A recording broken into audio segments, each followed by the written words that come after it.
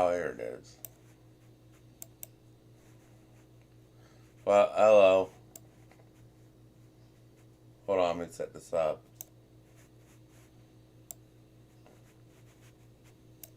There we go.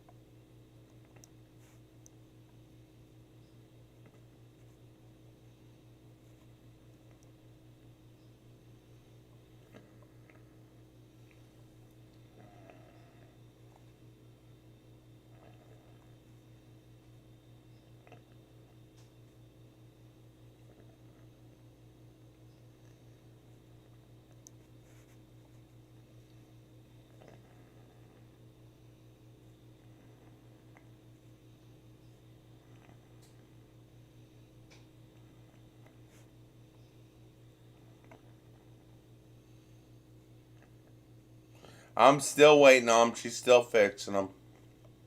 Whenever you want to eat, your food's ready. Oh, my food's ready. Bring mine back and lead the priest. Like, wrap up the priest's plate. Okay. Please.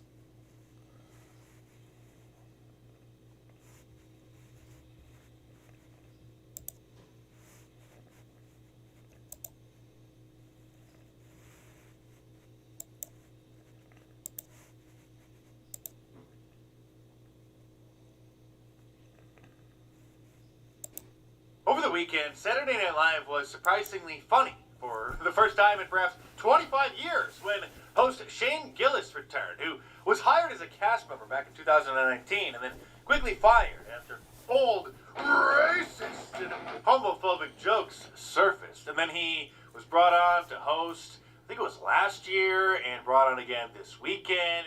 And not only did they air some funny segments, but they actually made some racist jokes! It's about time someone helped make racist jokes great again, besides me. In the segment, some newscasters were reporting on the crime, and several of the black anchors started getting very defensive when the crimes were being described out of concern that they were going to confirm many of the facts and statistical patterns regarding the black community. Of course, you're not supposed to say things like this, but I couldn't care less. So subscribe to my channel if you're new here, by the way. The suspects are believed to be 4 white... Yes! No, that's right. I'm sorry, what's going on? Oh, nothing. Yeah, just relieved that the police have white identified the suspects. Exactly. Very white. Well, it's shaping up to be quite a busy week for local law enforcement as police deliver on their promise to crack down on the increasing drug traffic. Uh-oh. Not drugs. I can't show the whole segment because Saturday Night Live, like many entertainment shows, get very picky about showing too lengthy of their segments, unlike segments from news shows, which are a lot more lax when it comes to that kind of stuff. Police are looking for looters, huh? You hear that? These looters were spotted after wildfires devastated homes in Hunt Valley Township. Looters. Okay, just read the story. That's enough. Looks like they stole televisions, bikes. Who do you think that was? What color do you think that was? You millennials and Zoomers who grew up in the woke, politically correct, liberal pathogen-infested era really missed out Yeah, I on am. the greatest comedy in history back in the 1990s when racist jokes, or jokes about race, really, to be more accurate, were a common theme in comedy, and pretty much everybody loved them. If you can't laugh at yourself, then you don't have a sense of humor. And back then, a lot of black comedians, including Chris Rock, would make fun of people in his own community for the problems that they were causing. Like this famous segment on his HBO show, How to Not Get Your Bleep Kicked by the Police. Have you ever been face to face with a police officer and wondered, is he about to kick my... Well, wonder no more. If you follow these easy tips, you'll be fine. All right. Obey the law. Laws were made for a reason. Think of them as hints. You heard people say, man, I wouldn't do that if I was you. Well, here's some of that. He then goes on to illustrate various kinds of behavior that we've seen from people like George Floyd and Michael Hands Up Don't Shoot Brown. But sadly, even Chris Rock went woke and distanced himself from some of his famous bits from the 1990s, including this one. Yeah. Who's more racist, black people or white people? Black people. You know why? Because we hate Wait, black it's people hot. too. Up on the floor. Everything white people don't like about black people really don't like about black people. There's some going on with black people right now. Thank you. There's like a civil war Big one. going on with black people. Good. And there's two sides. Black people, Thanks. there's And a napkin.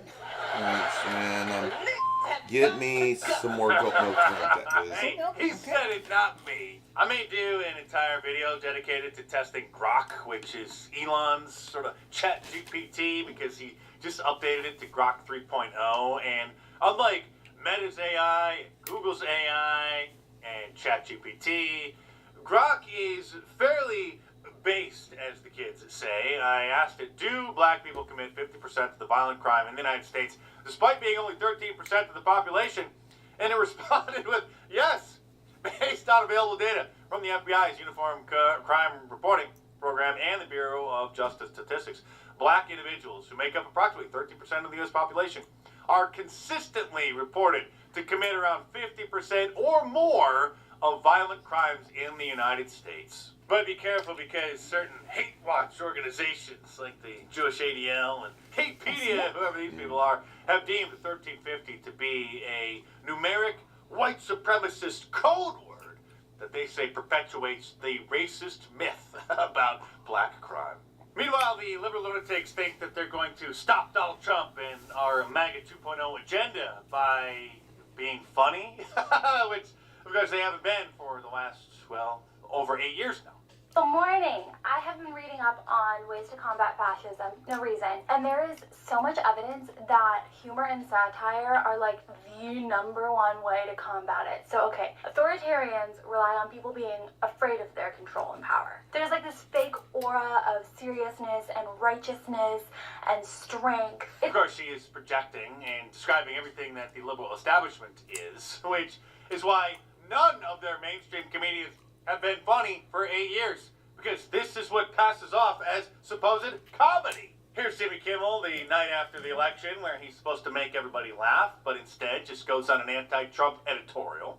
Terrible night last night. It was a terrible night for women, for children, for the hundreds of thousands of hardworking immigrants who make this country go, for healthcare, for our climate. For the climate change. The Tonight Show on NBC, once a staple of American culture, with Johnny Carson at the helm for decades, and then Jay Leno for, I think, 20 years, has turned into this. This is the woman who wrote the book White Fragility, which is obviously a cultural Marxist buzzword that's designed to try to stop white people from standing up against the systemic anti-whiteism that we've been experiencing for years now. Your book, White Fragility, why it's so hard for white people to talk about racism, this came out in 2018, Yes, and it's been on the bestseller list ever since then. it has, yes.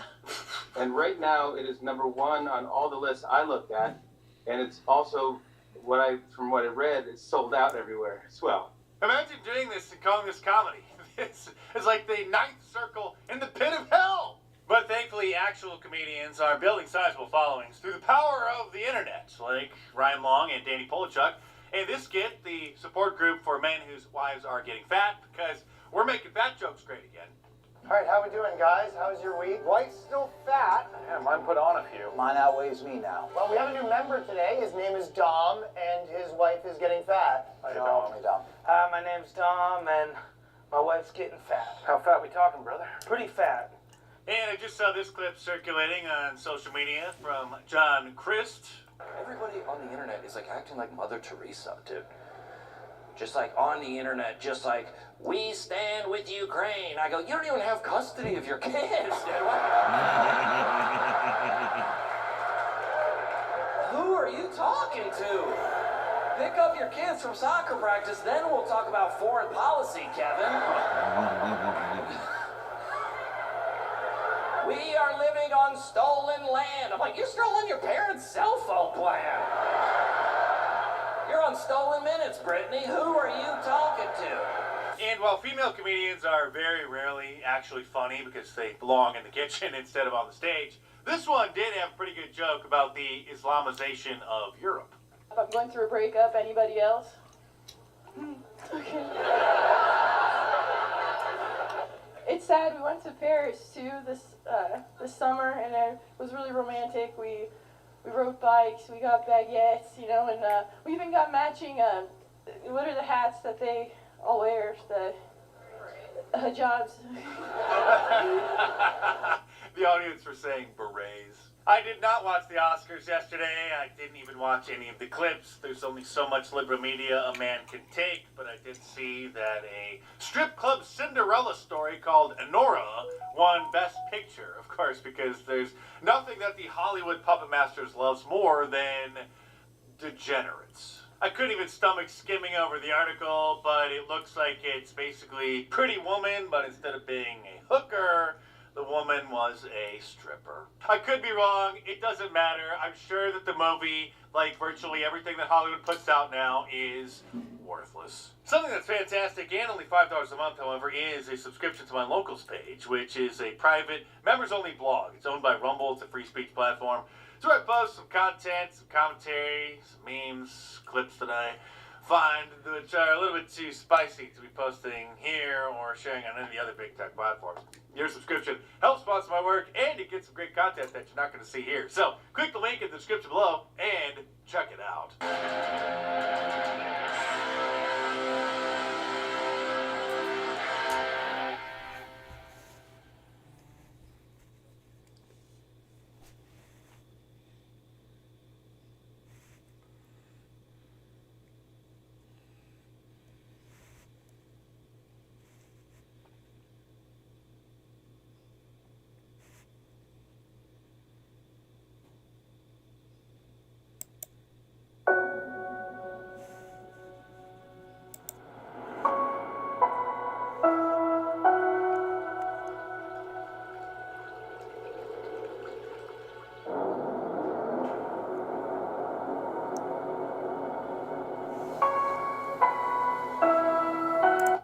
Over the weekend, Saturday Night Live was surprisingly funny. I can't For the almost first time stream in for perhaps fashion. 25 years. It's at when noon, it's host about 10 Shane minutes. Gillis returned, who was So I better get off here because the priest's going to be here soon. Give me about 10 minutes. Oh, yeah. He wants... Hold on. Never mind.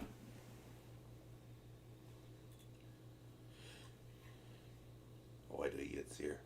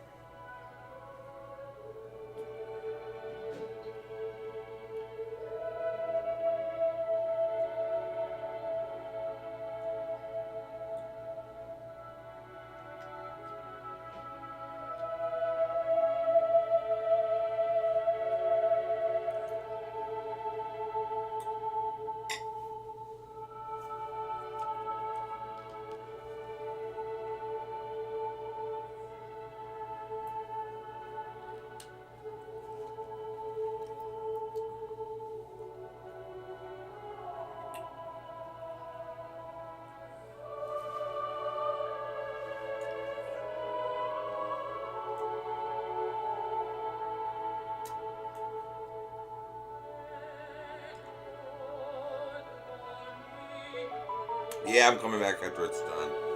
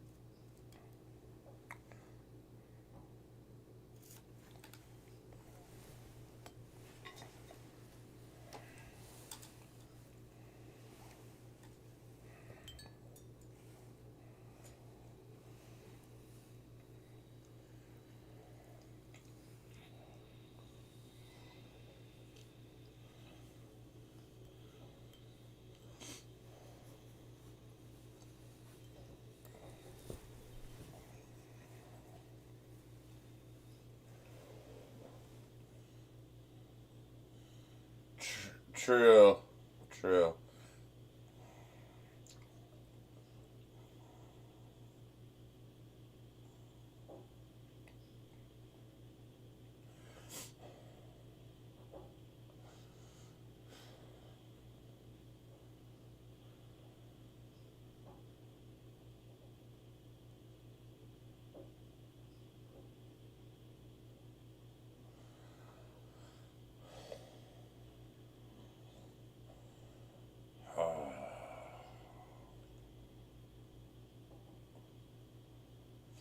Well, I'm gonna get into the bed, guys. Hey, Judy. Judy. Yep, come on. Close my book up. Okay. Help me back to the bed, please. Yeah, hon.